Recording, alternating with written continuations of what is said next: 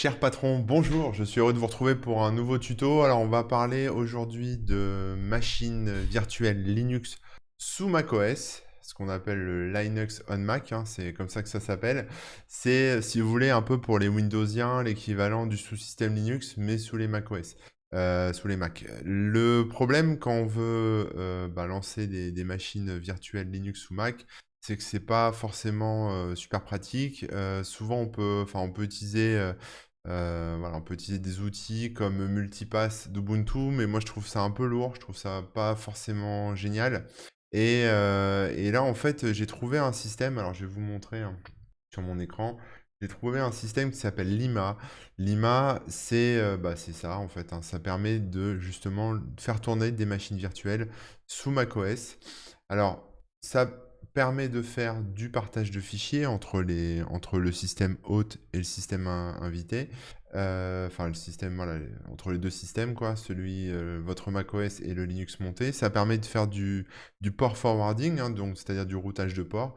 Et ce qui est très intéressant, évidemment, c'est qu'il intègre Contenerd, qui en fait permet d'avoir justement des conteneurs. Alors des conteneurs, c'est quoi? C'est Docker, hein, vous connaissez Docker, ça permet de faire tourner des systèmes Linux dans des environnements conteneurisés, donc c'est-à-dire des environnements qui sont isolés. Voilà, on va dire ça comme ça, plus ou moins isolés en fonction de comment vous le configurez, mais voilà, c'est un peu l'idée.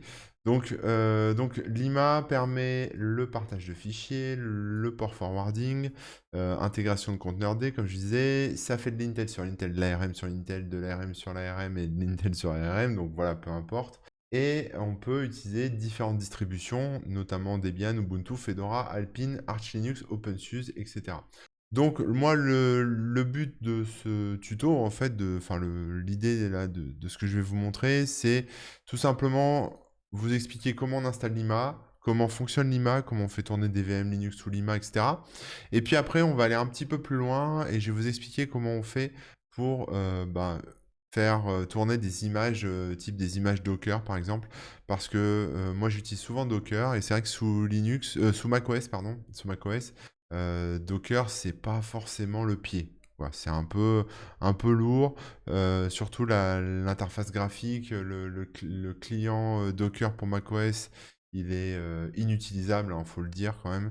Et donc cet outil Lima couplé à un autre outil qui s'appelle NerdCTL, que je vous montrerai après et je vais vous expliquer un peu en quoi ça consiste, va vous permettre justement de faire tourner des images localement, directement depuis la VM, et puis évidemment de router les ports pour pouvoir les utiliser. Voilà, donc l'idée c'est ça, c'est de vous montrer tout ce qu'on peut faire, c'est-à-dire faire tourner un conteneur grâce à Lima, réussir à monter un répertoire, etc. Via Lima, via le conteneur, éditer les fichiers qui vont bien, et puis faire tourner surtout un serveur, en fait, un serveur qui va utiliser le réseau et qui sera vu en fait par votre Mac comme un programme, sauf que derrière ce sera une vraie VM avec par exemple un Nginx ou ce genre de choses. Voilà un peu pour le topo, donc je vous dis à tout de suite. Alors, si vous êtes sous Mac, vous avez forcément suivi mon tuto concernant Brew. Alors, on va installer Lima. Donc, pour installer Lima, il faut utiliser Brew install Lima. Voilà, ça s'écrit Lima. Alors, moi, je l'ai déjà installé, donc normalement, ça va aller assez vite. Et vous allez voir tout de suite après comment on le lance. Donc, Lima est installé. Bon, il me dit voilà, qu'il est déjà installé, mais c'était pour vous montrer.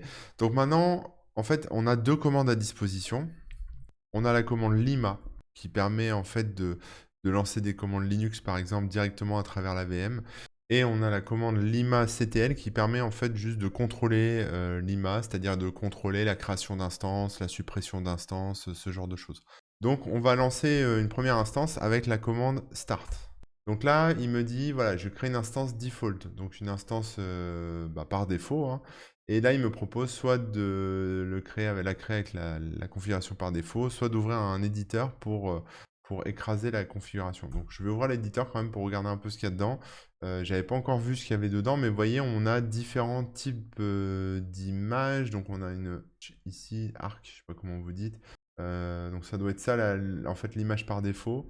Ça a l'air d'être ça. Et ensuite, on a la mémoire qui est utilisée, le disque, l'espace disque, l'emplacement des points de montage. Donc, l'emplacement, on va dire le système de partage ici, c'est TMP Lima. D'accord? Si je voulais rajouter le répertoire Home, il faudrait que je passe ici le paramètre à true. Le problème, c'est que si je mets true ici, ça peut potentiellement, si je fais une fausse manip, effacer des fichiers qui sont sur mon disque dur et dont j'aurais besoin. Donc, faites attention sur la gestion des points de montage, mais voilà, ça peut s'éditer comme ça. Voilà, après on a SSH, ok, et après on part dans les choses plus complexes avec la configuration avancée, mais c'est pour vous montrer un peu qu'il y a quand même tout ce qu'il faut pour pouvoir éditer la config en fait, hein. Donc là, ce qu'il va faire, c'est qu'il va continuer l'installation de l'instance par défaut. Donc il va aller chercher une image sur Internet et puis il va l'installer, hein, tout simplement. Donc on va attendre, mais je crois que c'est une Ubuntu, hein, ça doit pas être une Arch qui va lancer. Donc là, ça démarre, ça lance QEMU, hein. Donc je rappelle, c'est de la virtualisation, donc c'est une machine Linux qui est virtualisée, qui sera lancée sur le Mac. Voilà, c'est terminé. Donc là, ce qu'il m'a dit, en fait, on peut voir le lancement de QEMU ici en allant regarder ce qu'il y a dans le serial.log. Donc c'est une petite astuce, hein, si vous voulez suivre un peu ce qui se fait. Voilà, après il a utilisé les points de montage. Donc celui-ci, c'est mon répertoire Home qui est utilisé comme point de montage, mais qui est en lecture seule. J'ai le point TMP Lima qui est en écriture. Et puis, qu'est-ce que je vois d'autre? On n'a pas de port forwarding. Et là, il me dit lance Lima pour ouvrir le shell. Donc là, maintenant, disons que là, j'ai créé en fait ma machine, hein, en lançant Lima CTL Start. Et si je veux maintenant accéder à mon Linux, je vais faire un... Alors, j'ai deux possibilités en fait. Soit je lance simplement la commande Lima tout court, soit je lance la commande Lima CTL Shell. Donc là, vous avez le choix, hein, les deux fonctionneront. Donc je vais lancer Lima. Alors default, c'est default, hein, donc il n'y a pas besoin de spécifier de paramètres derrière. Et je lance Lima. Et voilà, je suis sous Linux. Je suis sous Linux et je suis propulsé dans mon répertoire, ou dans le répertoire où j'étais, dans le répertoire download. Si je fais un uname-a pour voir un peu quelle version j'ai de Linux, bon bah voilà, j'ai un Linux Lima générique basé sur Ubuntu. Et voilà, donc là je viens de créer ma première VM. Et évidemment, bah, je peux commencer à faire des choses un peu comme sous Linux, hein. Donc je peux faire par exemple un sudo apt update, et puis il va faire la mise à jour, etc., du Linux en question. Et voilà, donc là, ça déjà, c'est une première étape qui est intéressante parce que ça nous permet, sous macOS, de faire tourner des applications Linux, un peu comme on le fait sous Windows avec le sous-système Linux pour Windows, sans se prendre la tête, très facilement, sans installer multipass de Canonical et ce genre de choses. Donc c'est plutôt super cool. Enfin, moi j'aime beaucoup en fait. Je trouve ça vraiment très très sympa. Donc là voilà, là on peut évoluer comme un Linux, etc.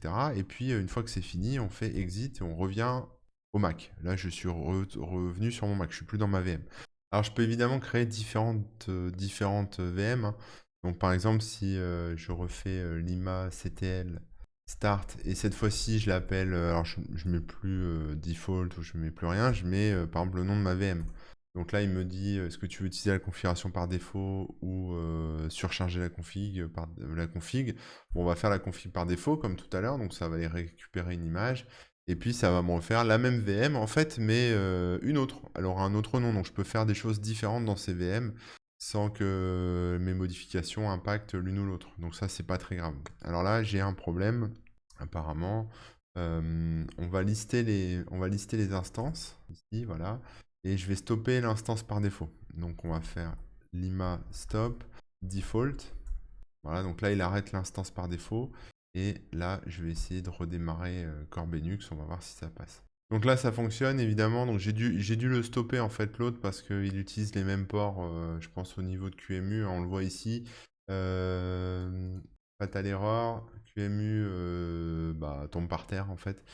Parce que les ports locaux sont les mêmes, je pense. Donc en fait, comme il y a deux instances de QEMU qui se lancent sur les mêmes ports, la deuxième ne peut pas se lancer. Donc en fait, à vous de changer les ports dans la config ou alors d'en stopper une avant de l'en lancer une autre. Voilà, c'est juste... j'avais pas encore eu le problème, enfin j'avais pas été jusque-là. On est sur des tutos un peu live, hein. Forcément, j'expérimente en même temps que vous. Mais donc j'avais pas eu cette erreur, donc c'est intéressant de pouvoir l'explorer.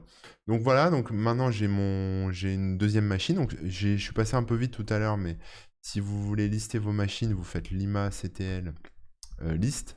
Et là, vous voyez que j'ai deux machines, deux VM. Hein. J'ai celle par défaut et j'ai Core Benux qui est en cours de route. Enfin, qui tourne, quoi. Évidemment, les deux sur le même port SSH, en architecture x86-64. Et voilà. Donc après, admettons que je veuille supprimer la machine par défaut. C'est très simple. Hein. Il faut d'abord stopper une machine. Donc par exemple, vous pouvez stopper. Alors la default est déjà stoppée. Donc pour la démo, je vais stopper corben-nux pour vous montrer. Donc vous faites lima-ctl stop corben-nux. Voilà, elle est stoppée. Je relise. Donc mes deux machines sont stoppées. Et si je veux supprimer la machine par défaut, bon bah c'est simple. Hein, je fais lima-ctl delete. Hein, c'est pas très compliqué. Suivi de default. Et là en fait, il va me supprimer tous les fichiers, tout ce qu'il faut pour que la machine soit plus là. Donc lima-ctl list va me renvoyer qu'une seule machine. Donc ça, c'est un bon moyen, comme je vous le disais, de faire tourner des Linux sans se prendre la tête, pouvoir expérimenter des outils en ligne de commande, ce genre de choses, directement depuis votre Mac, sans galérer avec des VM dans VirtualBox, par exemple, ou ce genre de choses. Voilà, si c'est juste pour du terminal, ça peut être pas mal. Maintenant, je vous propose qu'on passe à la suite et qu'on attaque plutôt la partie conteneur cette fois. Donc la partie plus Docker et tout ça, ça va être intéressant. Alors avant d'attaquer dans le dur des machines Docker, je voudrais revenir sur la commande lima. En fait, lima tout court. Alors lima-ctl, vous avez compris, hein, c'est pour contrôler les instances, on peut les lister, etc. Donc là, j'ai corben-nux qui tourne. Mais lima tout court, c'est un alias en fait. C'est juste un alias qui interagit avec l'instance default. Donc, on ne peut pas en faire grand-chose si on supprime l'instance default. Donc là, j'ai deux possibilités. Soit je recrée une instance default comme en passant cette commande-là, soit je dis à mon système que corbenux est l'instance default. Donc pour faire ça, il faut que je fasse... c'est quelque chose qu'il faut rentrer dans les variables d'environnement. Hein. Donc en fait, il suffit que je mette, que je fasse export. Alors vous pouvez mettre ça dans votre fichier bashrc, etc. Mais bon, moi je vais le faire de manière temporaire. Donc il faut exporter la variable lima underscore instance. Il faut qu'elle soit égale en fait au nom de votre instance, donc corben-nux ici. Voilà, donc là elle est là. Et maintenant, si je lance la commande lima, là ça passe. Vous voyez? Donc je l'ai mis, en fait j'ai mis mon instance corbenux comme une instance par défaut. Je sors de la VM. On va refaire un lima-ctl list pour voir un peu ce que ça me dit.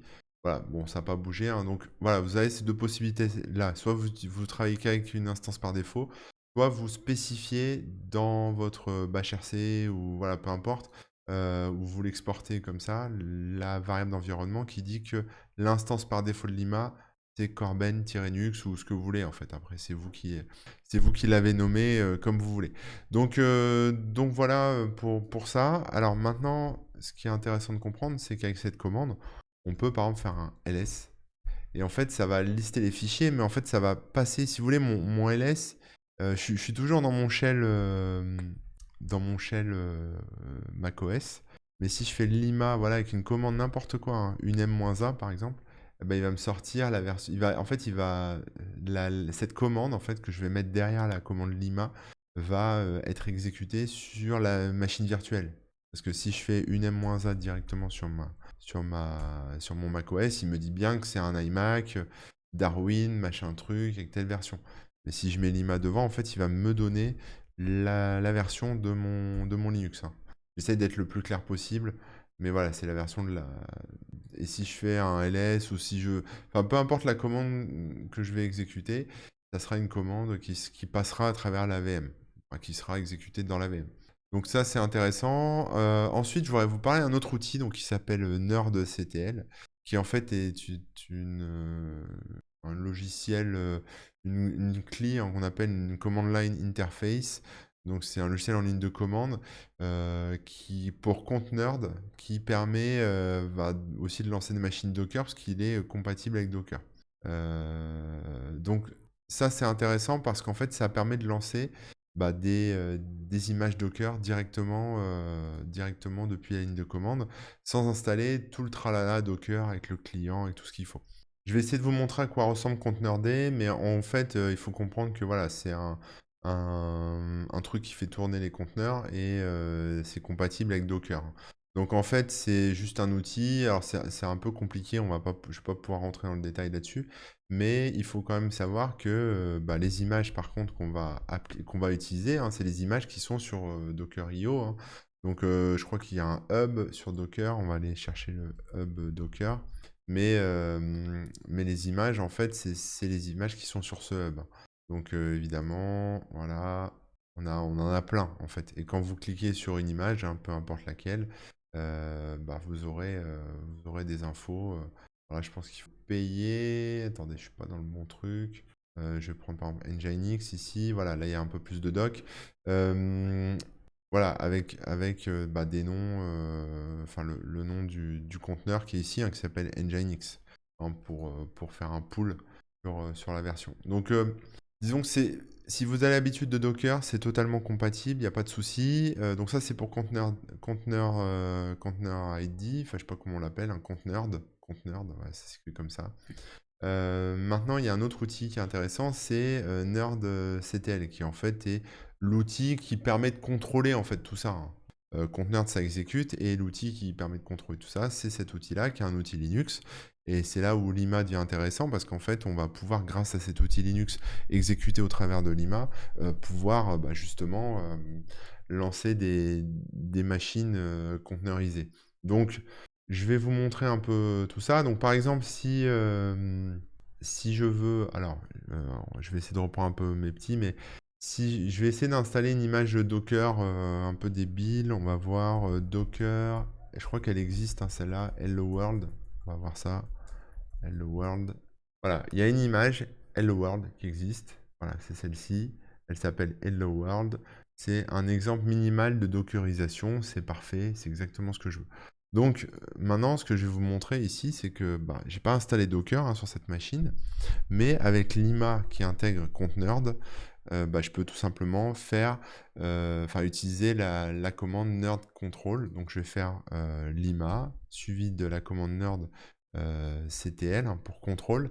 Et là, nerd control, bah, il a plein de paramètres, hein, on peut faire plein de choses, mais le plus simple à utiliser, c'est -run pour lancer cette image, suivi du paramètre -name pour lui donner un nom, donc on va l'appeler bonjour, ça va être ma machine bonjour, et on termine par le nom bah, du hub, hein, enfin de ce que je vais utiliser en fait, du script qui est utilisé ici, qui est le même que ce que j'ai côté Docker Hub.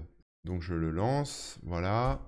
Et donc là, il me dit Hello from Docker. Voilà, ce message s'affiche parce que ton installation marche correctement. C'est une bonne nouvelle. Donc voilà, donc là, il explique, c'est un peu le Hello World, hein. Il explique un peu tout ce qu'il a fait. Et voilà, c'est pour montrer que ça tourne bien. Donc maintenant, on va essayer quelque chose d'un peu plus ambitieux et après, on va pouvoir regarder un peu plus en détail. Mais l'idée, c'est d'utiliser par exemple NerdCTL pour installer un Nginx. Donc si par exemple, je vais sur l'adresse 127.0.0.1.2.8080, vous verrez que je n'ai rien, pas de connexion, etc., etc. Donc ça, c'est ok, c'est cool. Maintenant, l'idée avec NerdCTL, c'est de lancer bah, une machine, hein, donc c'est Nginx. Donc il y a différentes façons, il y a différentes images pour Nginx, il y a plein de choses qu'on peut faire. Donc après, l'idée, c'est pas de vous donner un peu toutes les ficelles du truc, hein, mais vous allez voir, c'est assez simple. Donc on va lancer la commande Lima, suivie de la commande nerdctl, hein, c'est toujours la même chose. Et on va utiliser le paramètre run, comme tout à l'heure. Sauf que là, bah, Nginx, c'est un serveur web, hein, donc l'idée, c'est que ça tourne tout le temps. Donc on va le démoniser, on va dire. On va le transformer en tant que démon, hein. Donc s'il va se lancer, il va tourner en tâche de fond. Ensuite, on va utiliser le paramètre "-p" qui permet de spécifier l'adresse IP et le port, tout simplement, qui sera utilisé par cette image. Donc, par exemple, on va lui dire que ça va être... Alors, attendez, hop, je me remets sur le bon truc, mais on va lui dire, par exemple, que ça sera en place sur 127.0.0.1 sur le port 8080, par exemple. Voilà, 8080. Et ça va reprendre le port 80 qui est celui aussi utilisé par Nginx. On va lui spécifier son nom, je pense qu'on peut le mettre après, -name Nginx par exemple, voilà. Et ensuite, ensuite on va utiliser une image, donc on peut utiliser l'image Nginx tout court, voilà. Donc là, en fait, ce qu'il fait, c'est qu'il va aller chercher sur Docker.io, il va aller chercher sur Docker.io Nginx, qui est cette image-là, hein, voilà.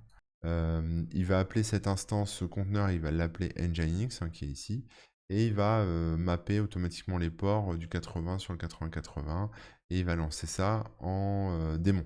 Voilà, c'est pas plus compliqué. On aurait pu aussi écrire cette commande comme ceci. Je vous ai peut-être un peu embrouillé. Hop, je vais vous montrer, hein.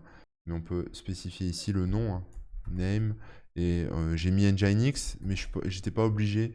Vous pouvez mettre Toto, mettez ce que vous voulez. Par contre, à la fin, là, ça, là, c'est ce qu'on trouve sur les hubs, le hub Docker, par exemple.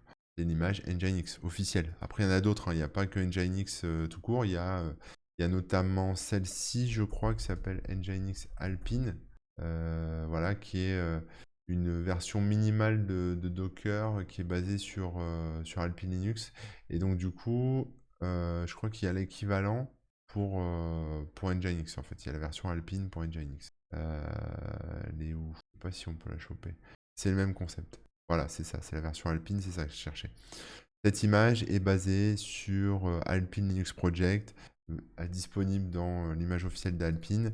Et disons que c'est une version un peu plus légère. Mais voilà, on peut spécifier aussi la version, hein.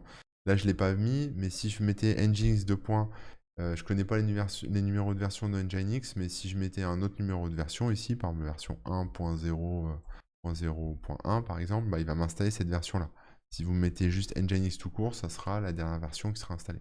Donc là, il est en place, mon Nginx, hein. Si je relance la commande, voilà, il me dit bien que c'est déjà utilisé. Et donc, si je retourne rafraîchir mon 127.0.0.1 sur le port 80.80, voilà, j'ai bien Nginx qui tourne. Donc, je suis content, j'ai mon Nginx qui tourne de manière conteneurisée au travers de Lima, hein, mais bon, voilà, il est là, il tourne sur mon macOS. Et puis, il n'y a aucun souci, hein. Si je veux, par exemple, on peut essayer, hein, soyons audacieux. Si je vais explorer le hub Docker, on va voir un peu ce qu'ils ont. Qu'est-ce qu'ils ont? Alors, official image, on a Node.js par exemple, on a Ubuntu, MySQL, BusyBox, Python, enfin il y a plein de choses. Qu'est-ce que je pourrais lancer qui serait intéressant? Je regarde un peu, hein, ce qu'ils ont. HTTPD, OpenJDK, pas grand chose qui me passionne, avec une interface, etc. Ça pourrait être sympa. Nextcloud, par exemple, Nextcloud, ça peut être intéressant, voilà. Donc là, on a Docker Pool Nextcloud, donc bon, l'image c'est Nextcloud, donc ce qu'on va faire, c'est qu'on va lancer la commande qui nous intéresse, hein, à savoir celle-ci. Donc on va faire lima, donc là je suis sorti, hein, de l'instance Linux, hein, je suis retourné sur mon shell macOS, donc c'est lima nerdctl run-d, je fais ça un peu de tête, hein, j'espère ne pas me planter, -name, je vais l'appeler nx, hein, nextcloud nxc, hein, pour faire plus court, -p pour le port, on va dire http, non, pas besoin d'HTTP, je crois pas qu'on ait besoin de mettre HTTP. Je pense juste on va mettre les ports 80-80 et 80, voilà. Et on va lui donner un nom, enfin on va indiquer ce qu'on va installer. Donc moi c'est Nextcloud que je vais installer. Voilà, donc là il me récupère la dernière image de Nextcloud et puis il va me la déployer et puis on va voir si ça se lance. Voilà, c'est bon, donc là c'est installé. Donc maintenant, écoutez, on va tester, hein. On va aller, je vais aller sur l'IP 127.0.0.1 80.80 et voilà, j'ai bien un Nextcloud qui tourne, qui est installé. Donc après il n'y a plus qu'à le configurer et à régler les détails. Voilà, donc ça c'était vraiment pour vous montrer la façon de faire pour faire tourner des images, on va dire Docker, on va dire ça, hein, c'est du Docker, hein, des images conteneurisées en tout cas, depuis un macOS avec un sous-système, en tout cas avec du QEMU, hein, donc c'est-à-dire un sous-système Linux qui est basé sur Ubuntu grâce à Lima. Et donc je trouvais ça intéressant, l'interdépendance qu'on pouvait avoir, enfin l'interdépendance, en tout cas le couple Lima nerdctl était intéressant justement pour à la fois bah, se passer en fait de VirtualBox et ce genre de trucs et à la fois se passer de Docker. Parce que Docker, bah, c'est un petit peu lourdingue aussi. Donc voilà, j'espère que ça vous aura intéressé. J'en ai un petit peu chié hein, pour faire ce tuto. C'est un peu parti dans tous les sens. Mais voilà, je pense que vous passerez outre et que ça vous plaira quand même. Et puis bah, je vous dis à très bientôt pour d'autres tutos, pour la suite, pour voilà. Merci à tous ceux qui me soutiennent sur Patreon. N'hésitez pas à nous rejoindre, hein, ceux qui ne sont pas encore inscrits à Patreon, ça me ferait plaisir. Et puis en plus, ça vous permettra d'avoir accès à du contenu comme ça en avant-première, plus plein d'autres avantages, donc c'est super cool. Et puis on forme une bonne petite communauté, on s'amuse bien, on discute, on échange. Enfin, moi j'aime bien cette ambiance. Et puis voilà, et je suis à votre service, hein, je suis à votre disposition, donc n'hésitez pas. Allez, à plus, ciao.